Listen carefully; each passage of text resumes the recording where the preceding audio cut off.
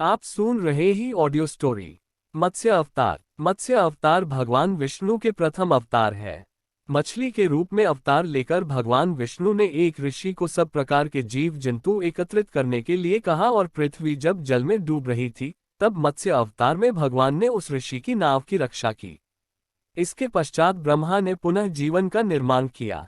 एक दूसरी मान्यता के अनुसार एक राक्षस ने जब वेदों को चुरा कर सागर की अथाह गहराई में छुपा दिया तब भगवान विष्णु ने मत्स्य रूप धारण करके वेदों को प्राप्त किया और उन्हें पुनः स्थापित किया। मत्स्य अवतार की कथा। एक बार ब्रह्मा जी की असावधानी के कारण एक बहुत बड़े दैत्य ने वेदों को चुरा लिया। उस दैत्य का नाम हयग्रीव था। वेदों को चुरा लिए जाने के कारण ज्ञान लुप्त हो गया। चारों ओर अज्ञानता का अंधकार फैल गया और पाप तथा अधर्म का बोलबाला हो गया। तब भगवान विष्णु ने धर्म की रक्षा के लिए मत्स्य रूप धारण करके हयग्रीव का वध किया और वेदों की रक्षा की। भगवान ने मत्स्य का रूप किस प्रकार धारण किया, इसकी विस्मयकारिणी कथा इस प्रकार है। कल्पांत के पूर्व एक पुण्यात्मा राजा तप कर रहा था। राजा का नाम सत्यव्रत था। सत्यव्रत पुण्यात्मा तो था ही, बड़े उदार हृदय का भी था। प्रभात का समय था, सूर्योदय हो चुका था। सत्यव्रत कृतमाला नदी में स्नान कर रहा था। उसने स्नान करने के पश्चात जब तर्पण के लिए अंजलि में जल लिया तो अंजलि में जल के साथ एक छो मछली भी आ गई। सत्यव्रत ने मछली को नदी के जल में छोड़ दिया। मछली बोली, राजन, जल के बड़े बड़े जीव छोटे छोटे जीवों को मारकर खा जाते हैं। अवश्य कोई बड़ा जीव मुझे भी मारकर खा जाएगा। कृपा करके मेरे प्राणों की रक्षा कीजिए। सत्यव्रत के हृदय में दया उत्पन्न हो उठी। उसने मछली को जल से भरे हुए अपने कमंडलू में डाल लिया। तभी एक आश्चर्यजनक घटना घटी। एक रात में मछली का शरीर इतना बढ़ गया कि कमंडलू उसके रहने के लिए छोटा पड़ने लगा। दूसरे दिन मछली सत्यव्रत से बोली, राजन, मेरे रहने के लिए कोई दूसरा स्थान ढूंढिए, क्योंकि मेरा शरीर बढ़ गया है। मुझे घूमने फिरने में बड़ा कष्ट होता है। सत्यव्रत ने मछली को कमंडलू से निकालकर पानी से भरे हुए मटके में रख दिया। यहाँ भी मछली का शरीर रात भर में ही मटके में इतना बढ़ गया कि मटका भी उसके रहने के लिए छोटा पड़ गया।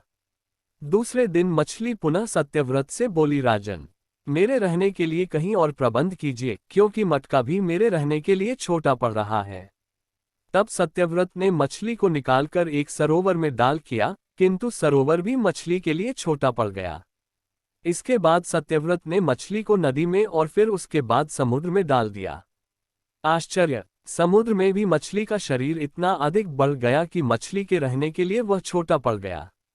अतः मछली पुनः सत्यव्रत से बोली, राजन, यह समुद्र भी मेरे रहने के लिए उपयुक्त नहीं है। मेरे रहने की व्यवस्था कहीं और कीजिए। अब सत्यव्रत विस्मित हो उठा।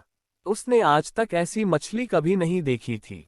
वह विस्मय भरे स्वर में बोला, मेरी बुद्धि को विस्मय के सागर में डुबो देने वाले आप कौन हैं? मत्स्य रूपधारी श्रीहरि ने उत्तर दिया, राजन, हयग्रीव नामक दैत्य ने वेदों को चुरा लिया है। जगत में चारों ओर अज्ञान और अधर्म का अंधकार फैला हुआ है। मैंने हयग्रीव को मारने के लिए ही मत्स्य का रूप धारण किया है। आज से 7वें दिन पृथ्वी प्रलय के चक्र में फिर जाएगी। समुद्र उमड़ उठेगा, भयानक वृष्टि होगी, सारी पृथ्वी पानी में डूब जाएगी। जल के अतिरिक्त कहीं कुछ भी दृष्टिगोचर नहीं होगा। आपके पास एक नाव पहुंचेगी। आप सभी अनाजों और औषधियों के बीजों को लेकर सप्त ऋषियों के साथ नाव पर बैठ जाएगा। मैं उसी समय आपको पुनः दिखाई पड़ूंगा और आपको आत्म तत्व का ज्ञान प्रदान करूंगा। सत्यव्रत उसी दिन से हरि का स्मरण करते हुए प्रलय की प्रतीक्षा करने लगे। 7वें दिन प्रलय का दृश्य उपस्थित हो उठा। समुद्र भी उमड़कर अपनी सीमाओं से बाहर बहने लगा। भयानक वृष्टि होने लगी। थोड़ी ही देर में सारी पृथ्वी पर जल ही जल हो गया। संपूर्ण पृथ्वी जल में समा गई। उसी समय एक नाव दिखाई पड़ी। सत्यव्रत सप्त ऋषियों के साथ उस नाव पर बैठ गए। उन्होंने नाव के ऊपर संपूर्ण अनाजों और औषधियों के बीज भी भर लिए। नाव प्रलय के सागर में तैरने लगी। प्रलय के उस सागर में उस नाव के अतिरिक्त कहीं भी कुछ भी नहीं दिखाई दे रहा था। सहसा मत्स्य रूपी भगवान प्रलय के सागर में दिखाई पड़े। सत्यव्रत और सप्त ऋषि गण मत्स्य रूपी भगवान की प्रार्थना करने लगे। भगवान से आत्मज्ञान पाकर सत्यव्रत का जीवन धन्य हो उठा। वे जीते जी ही जीवन मुक्त हो गए। प्रलय का प्रकोप शांत होने पर मत्स्य रूपी भगवान ने हयग्रीव को मारकर उससे वेद छीन लिए। भगवान ने ब्रह्माजी को पुनः वेद दे दिए। इस प्रकार भगवान ने मत्स्य रूप धारण करके वेदों का उद्धार तो किया ही, साथ ही संसार के प्राणियों का भी अमित कल्याण किया।